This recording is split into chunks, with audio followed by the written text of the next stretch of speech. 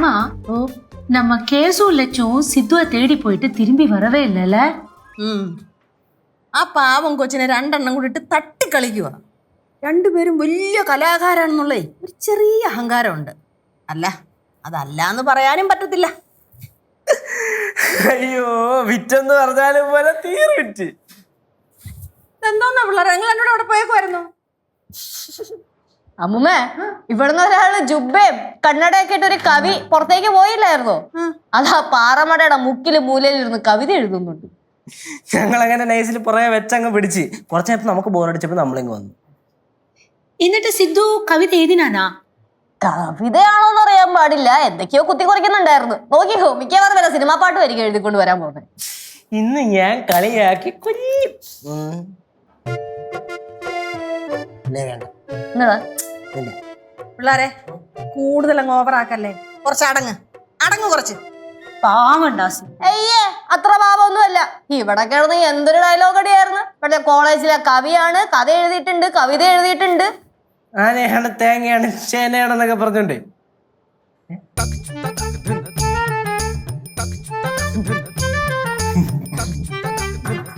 ഇങ്ങനെ ഒരു കാരണവുമില്ലാതെ ചിരിക്കുന്നതിനെ ഞങ്ങൾ എഴുത്തുകാർ വിഡ്ഢിച്ചിരി എന്നാണ് പറയാറ്.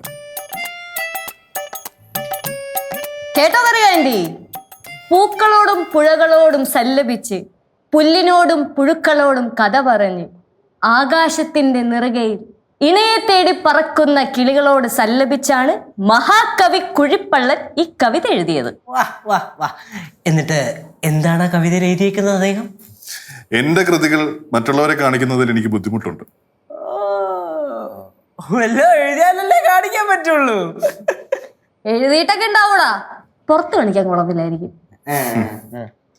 എന്റെ കൃതികൾ എന്നോടൊപ്പം മണ്ണിലലിയട്ടെ.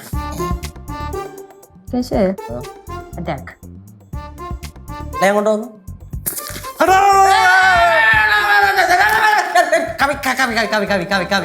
അപ്പിയറൻസ് മെയിൻറ്റെയിൻ ചെയ്യണം. അല്ല, അതൊരു അപ്പിയറൻസ് ആണേ ഉള്ളൂ.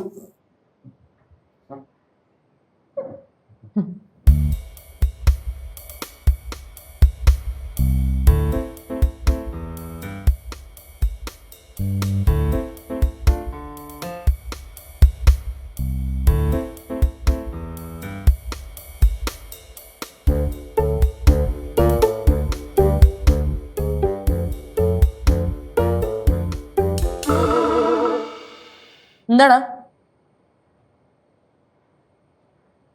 ഇതൊന്നും നിന്റെ കണ്ണൊക്കെ തള്ളിയിരിക്കണേ? വല്ല ചീറ്റാണ് എഴുതി വെച്ചേക്കുന്നേ?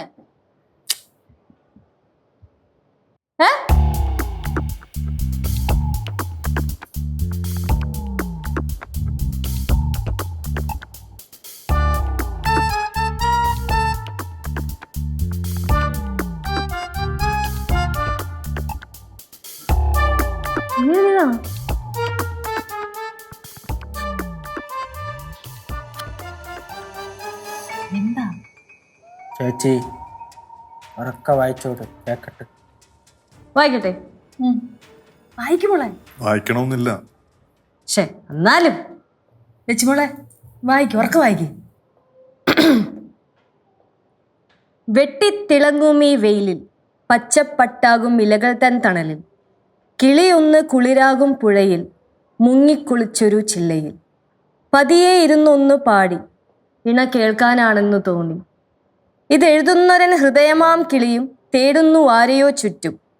നിന്നെയാണ് അരുമയാം കിളിയെ, നീയില്ലെങ്കിൽ ഞാനില്ലെന്ന് ഹൃദയം മന്ത്രിച്ചു പോയി.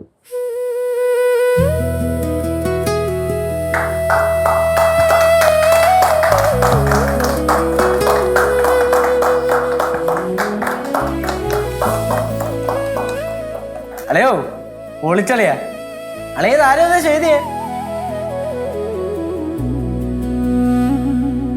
വെട്ടിത്തിളങ്ങൂമീ വെയിലിൻ പച്ചപ്പട്ടാകും ഇലകൾ തൻ തണലിൽ കിളിയൊന്നു കുളിരാകും പുഴയിൽ മുങ്ങിക്കുളിച്ചൊരു ചില്ലയിൽ പതിയേരുന്നൊന്നു പാടി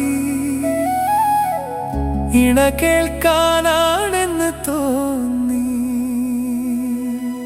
ഇതെഴുതുന്നൊരൻ ഹൃദയമാം കിളിയും തേടുന്നു ആരെയോ ചുറ്റും.